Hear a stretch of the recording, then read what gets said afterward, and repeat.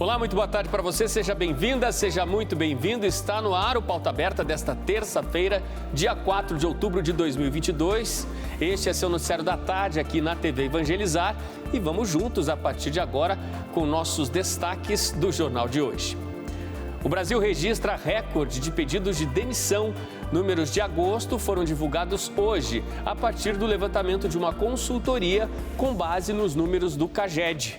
O Ministério da Justiça da Itália pede ao governo brasileiro a extradição do jogador Robinho, condenado por estupro em 3 instâncias no país europeu. Eleições 2022, com atraso de 41 horas, o Brasil totaliza a contagem de votos. Os números da última urna de uma comunidade ribeirinha do Amazonas só terminaram de ser contados na manhã desta terça-feira.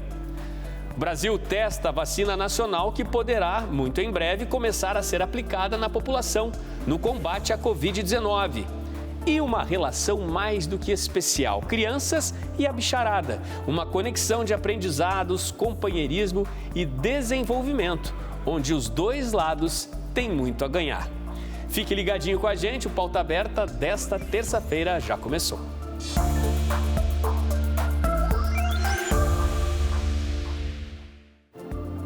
Mesmo com toda a tecnologia disponível para o processo eleitoral, o fim da apuração de votos no Brasil registrou atraso de mais de 41 horas. Isso por causa de uma única urna. O caso aconteceu numa comunidade ribeirinha no Amazonas. A apuração dos votos no Amazonas só terminou hoje de manhã, 41 horas depois do fim da votação do primeiro turno. Todo esse atraso aconteceu numa comunidade ribeirinha em Coari, no interior do estado. Na contagem final dos votos desta última urna, o ex-presidente Luiz Inácio Lula da Silva, do PT, teve 99 votos, enquanto o presidente Jair Bolsonaro, do PL, teve 111 votos. Mas na contagem total na cidade, a vantagem foi para Lula, que recebeu 58,38% dos votos e Bolsonaro recebeu 36,16%. A sessão fica na comunidade Canavial, na zona rural do município, e com acesso difícil, a urna de lona com os votos em papel demorou a chegar à sede do município, onde foi feita a contagem. Segundo a Justiça Eleitoral, a comunidade recebeu 2 urnas, uma eletrônica e outra manual. Como a urna eletrônica apresentou problemas com a bateria e a comunidade não tem energia elétrica, os mesários acionaram a tradicional. Os votos só chegaram na sede do município por volta da 1h da tarde de ontem. De acordo com autoridades locais, a dificuldade no transporte aconteceu por causa da seca do rio, problema que pode ser agravado no segundo turno das eleições, já que a vazante continua. Nosso assunto agora são as oscilações do mercado de trabalho. Olha só, o Brasil chegou a um recorde de pedidos de demissão no mês de agosto. Os números divulgados hoje são de um levantamento realizado pela LCA Consultores, com base nos dados do Cadastro Geral de Empregados e Desempregados, o CAGED, que contabiliza as vagas com carteira assinada no país. Enquanto milhões de pessoas estão desempregadas, milhares de brasileiros pedem demissão de seus empregos com carteira assinada. Do total de 1.773.000 demissões contabilizadas no mercado formal, quase 633.000 demissões foram voluntárias, ou seja, foram pedidas pelo próprio trabalhador, o que equivale a 35,7% do total. O levantamento feito com base nos dados do CAGED mostra que em agosto deste ano, o país bateu recorde de pedidos de demissão em um único mês, desde janeiro de 2020. Em relação aos 26 estados e o Distrito Federal, só não houve recorde nos pedidos de demissões em agosto no Amapá, Paraná, Santa Catarina e no Rio Grande do Sul.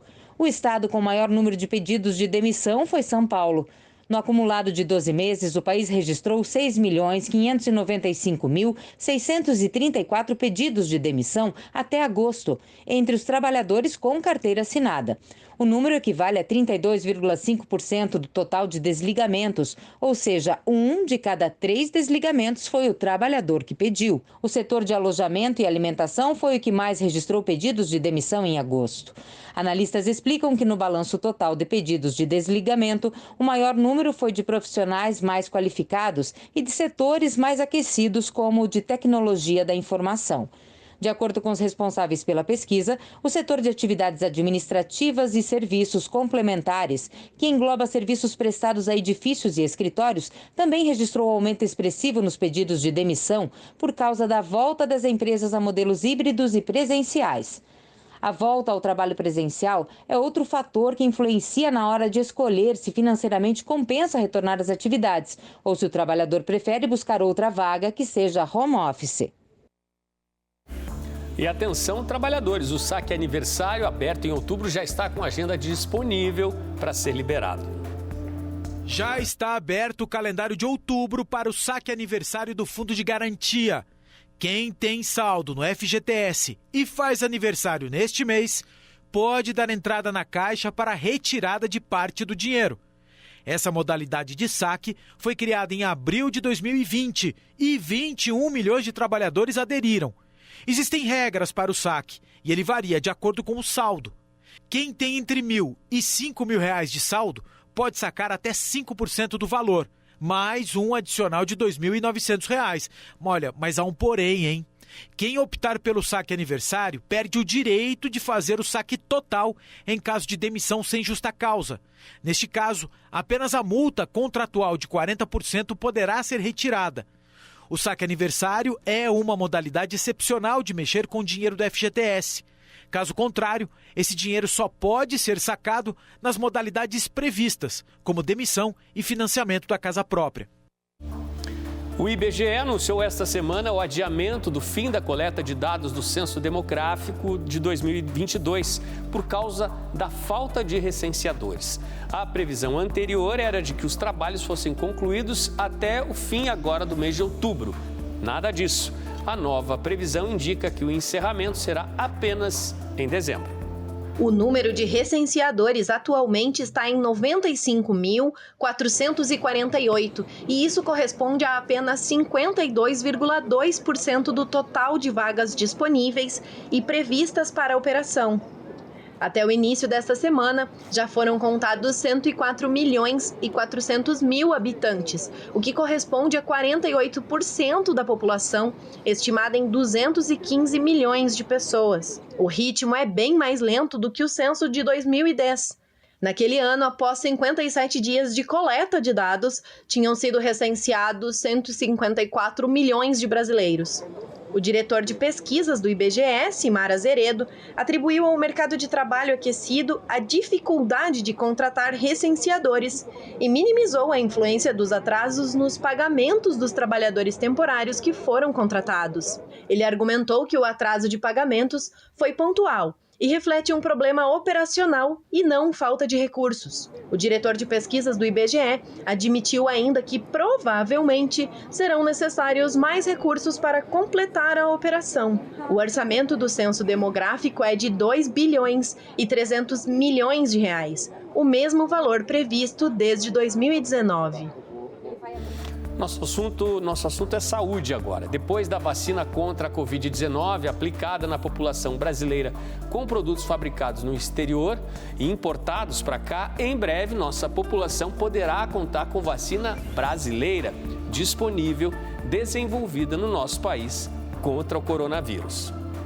Os testes clínicos da vacina Spintec contra a Covid-19, desenvolvida por pesquisadores da Universidade Federal de Minas Gerais e pela Fundação Oswaldo Cruz, a Fiocruz, vão começar com um grupo de 432 voluntários após a aprovação dos experimentos pela Agência Nacional de Vigilância Sanitária, a Anvisa. Segundo a Fiocruz, os ensaios clínicos começam assim que a Comissão Nacional de Ética em Pesquisa, o CONEP, revalidar a aprovação concedida anteriormente, o que é necessário para contemplar as recomendações apresentadas no parecer da Anvisa. Os testes clínicos, ou seja, os testes de uma vacina em humanos, incluem 3 fases antes de os desenvolvedores solicitarem o registro dos resultados às agências reguladoras. Na fase 1, é avaliada a segurança da vacina em um grupo pequeno de voluntários. Na fase 2, os pesquisadores aumentam o número de voluntários e testam também a resposta imunológica da vacina proposta.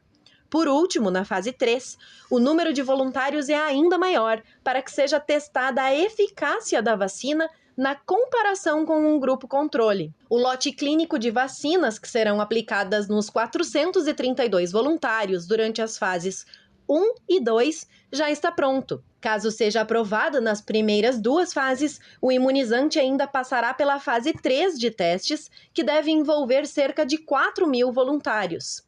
Os testes laboratoriais realizados até o momento mostram que a vacina confere proteção contra o agravamento de casos de Covid-19 sem causar efeitos colaterais relevantes em camundongos e primatas não humanos.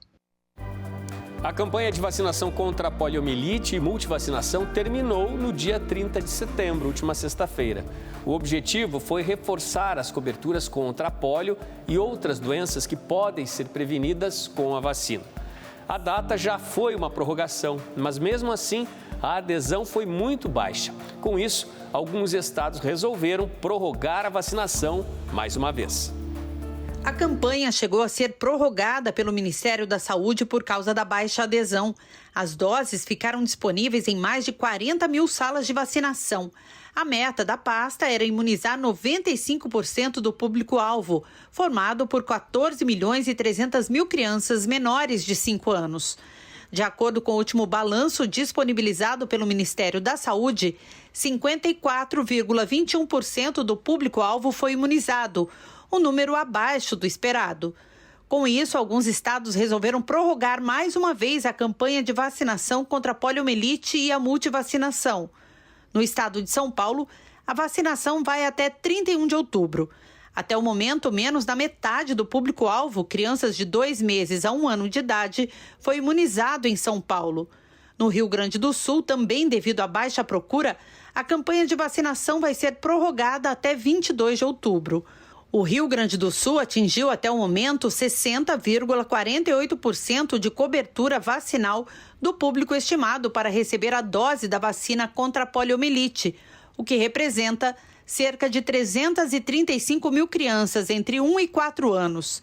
A meta da campanha é atingir 95% do público, estimada em 554 mil crianças nessa faixa etária. A Prefeitura de Curitiba, no Paraná, também decidiu prorrogar a campanha de vacinação contra a poliomielite na cidade, enquanto houver estoques de dose do imunizante, ou seja, não tem uma data específica para acabar.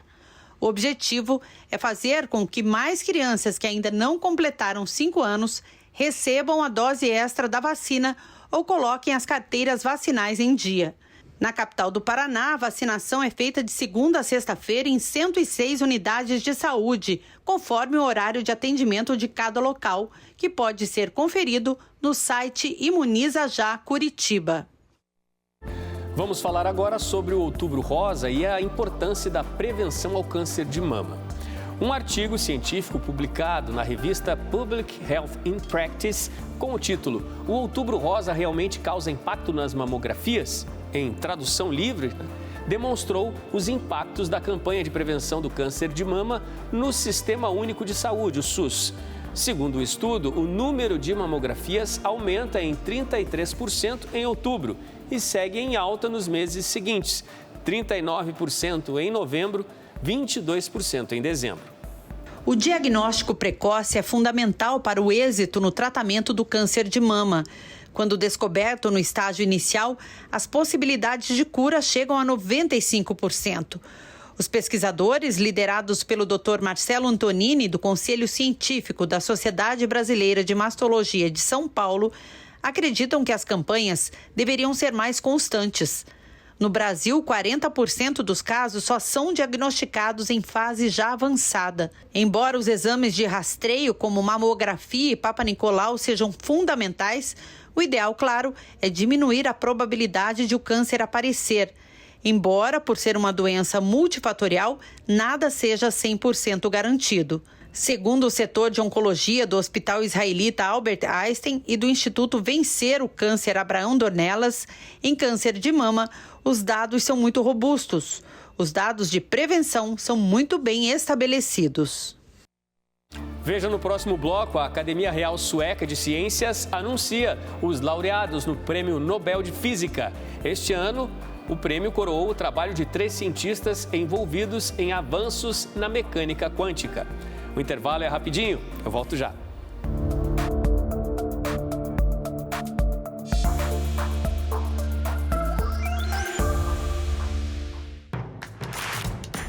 Não perca mais nenhum vídeo da TV Evangelizar. Inscreva-se agora.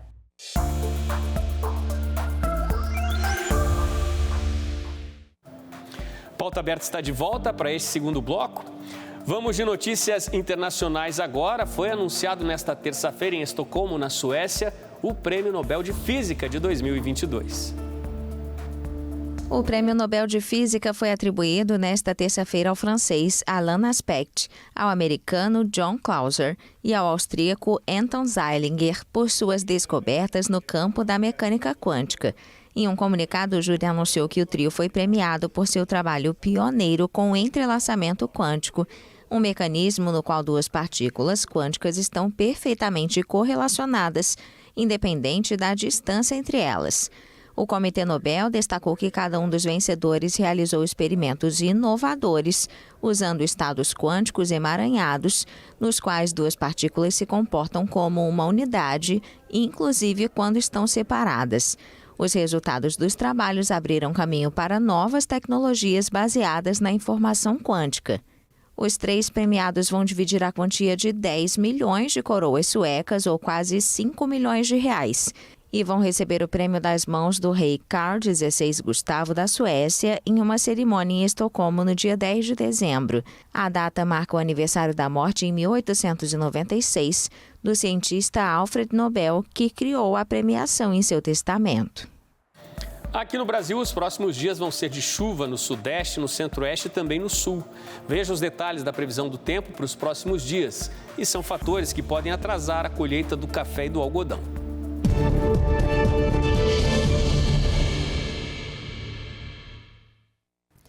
Por causa de áreas de instabilidade, ainda tem chuva em áreas do sudeste, do centro-oeste do Brasil e, principalmente a partir do meio da semana, a chuva ganha bastante força no centro e sul do país. A formação de uma área de baixa pressão a partir da quarta-feira deve provocar tempestades no interior da região sul do Brasil. Depois, esta área de baixa pressão dará origem a um sistema frontal constituído por uma frente fria e um ciclone extratropical. E essa frente fria promete provocar chuvas bem expressivas, especialmente no sudeste e a partir da quinta-feira. Enquanto isso, o interior do nordeste, também áreas do Tocantins, seguem com poucas condições de chuva, lembrando que o vazio sanitário nestas áreas terminou no último dia 30 agora, no dia 30 do mês de setembro, e por enquanto a umidade do solo está bastante baixa nestas regiões. Tem água prevista aí com acumulados bem expressivos até o final da semana na região sul do Brasil, até perto de 50 milímetros, acima até de 70 milímetros no noroeste do Paraná, e entre São Paulo, sul de Minas, Zona da Mata, até o sul do Espírito Santo, algo em torno de 70 até 100 milímetros de chuva, enquanto que o interior do Nordeste e o Tocantins seguem mais com variação de nebulosidade do que chuva mesmo, tanto que a umidade do solo nestas regiões não deve aumentar e vai até diminuir em alguns pontos. Agora, em contrapartida, a umidade do solo já aumenta na quarta-feira no interior do Rio Grande do Sul e mais para o final da semana aumenta de forma bem significativa desde o Espírito Santo até áreas do centro-oeste, como Mato Grosso do Sul e também o estado de Goiás. Pois é, você acabou de ver no mapa da previsão, né? Muita chuva prevista para Minas Gerais, principalmente na região da Zona da Mata para os próximos dias, mas essa chuva já começou no início da semana. A gente tem aqui algumas imagens, olha como ficaram as ruas no interior de Minas Gerais, aí, ó, o pessoal trabalhando, né? Trabalhando para retirar o gelo acumulado que bloqueou a passagem dos carros nas ruas e estradas da região. Esse granizo tão forte aí do início da semana ocorreu principalmente principalmente em municípios da Zona da Mata e também Campo das Vertentes, ali mais ou menos centro-sul de Minas Gerais, né? Muitas dessas imagens são no município de Alto Rio Doce, né? O centro da cidade ficou muito atingido, olha a corredeira formada aí pela chuva forte, tudo absolutamente fechado, tempo fechado aí, uma situação muito preocupante e assustadora, né, para os moradores que nunca haviam registrado uma situação assim, não nessa região do Brasil, né, com chuva forte, esse granizo aí que cobriu todas as ruas, as pedras. Os registros dos moradores é de que as pedras eram muito grandes, olha a dificuldade nas estradas aí para a circulação dos veículos, visibilidade quase nenhuma, né?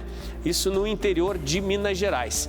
Então estão aí os registros para você dessa situação preocupante, né? Com a virada do tempo em Minas Gerais, né? As ruas cobertas de gelo aí, as estradas também muito atingidas aí pelo forte granizo que está atingindo a região de Minas Gerais, principalmente a Zona da Mata, neste comecinho de semana.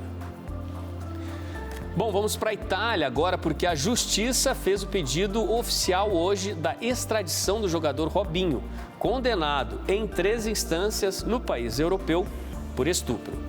O Ministério de Justiça italiano encaminhou o pedido de extradição do atacante Robinho. O brasileiro foi condenado na Itália a 9 anos de prisão por violência sexual em grupo.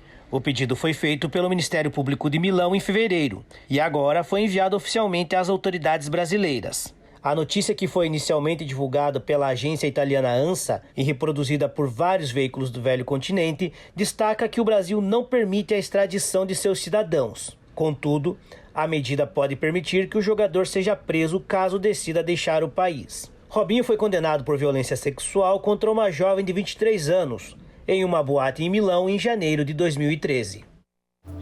Bom, vamos agora ao futebol com bola rolando, né? Em jogo isolado da 29ª rodada, ontem à noite, o Palmeiras venceu o Botafogo no Rio de Janeiro e está mais perto do título. O Botafogo recebeu o Palmeiras no estádio Newton Santos. Os donos da casa saíram na frente. Sarabia fez uma bela jogada pela direita, passou pelos marcadores e tocou para Tiquinho, que acertou um belo chute de fora da área. O gol do Palmeiras veio depois de uma jogada polêmica. A bola bateu na mão do jogador do Botafogo. O árbitro foi acionado pelo VAR e marcou pênalti. Na cobrança, Gustavo Scarpa, o melhor jogador do Palmeiras na temporada, empatou a partida. Depois de uma bela jogada pela esquerda, Piquerez recebeu a bola, se livrou do marcador e cruzou.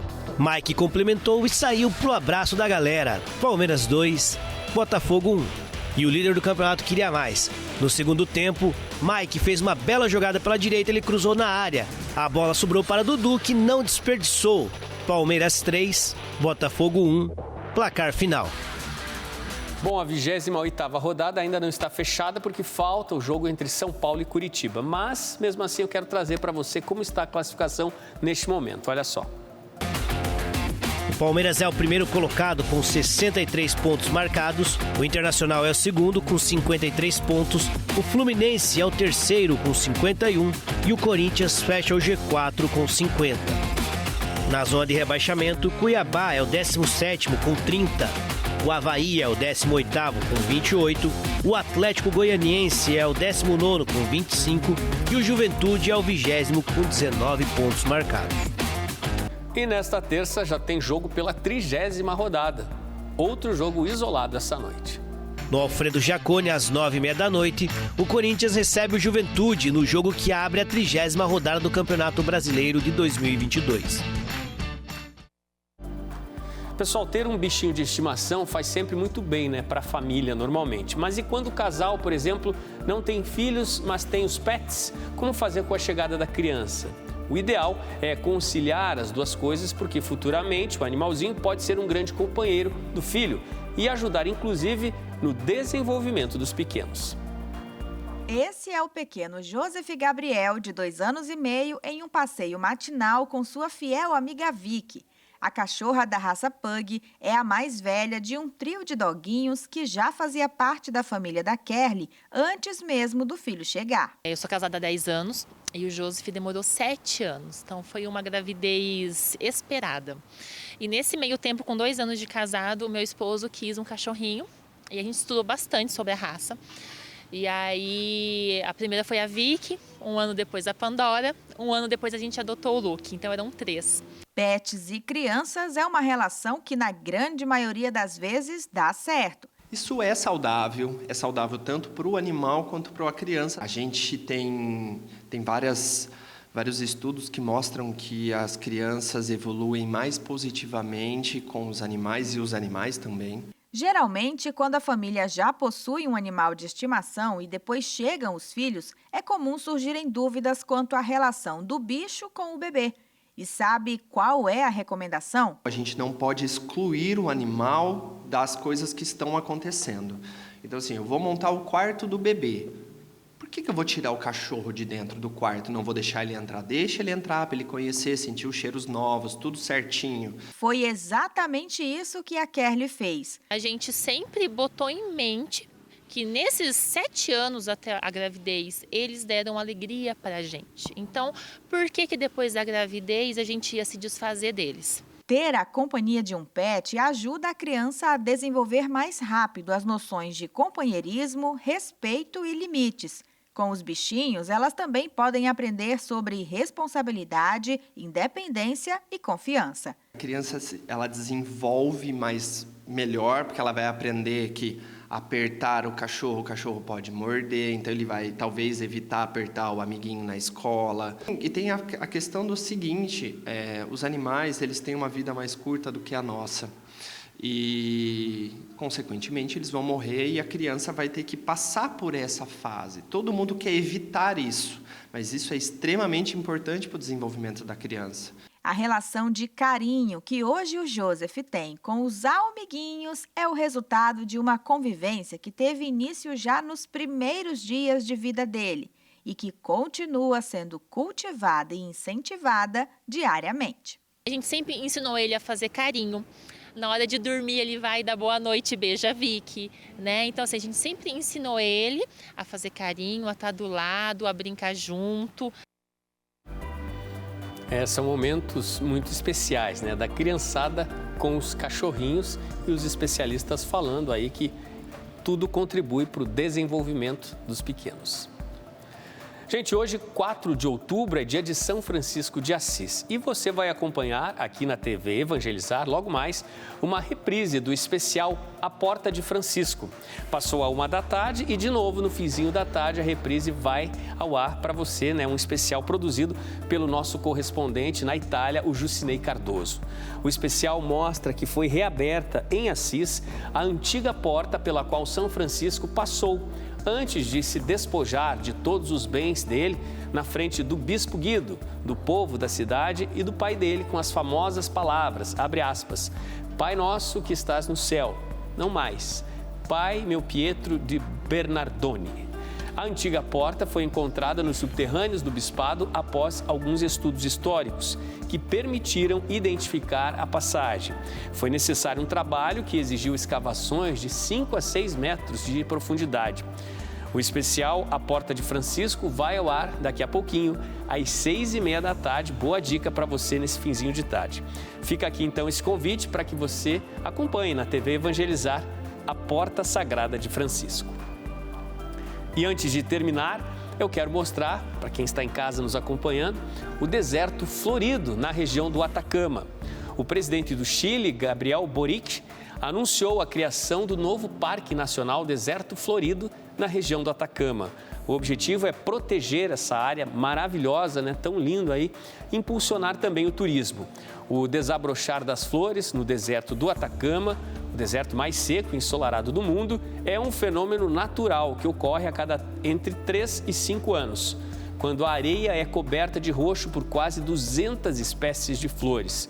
O resultado é esse tapete incrível e surpreendente aí, essas imagens belíssimas.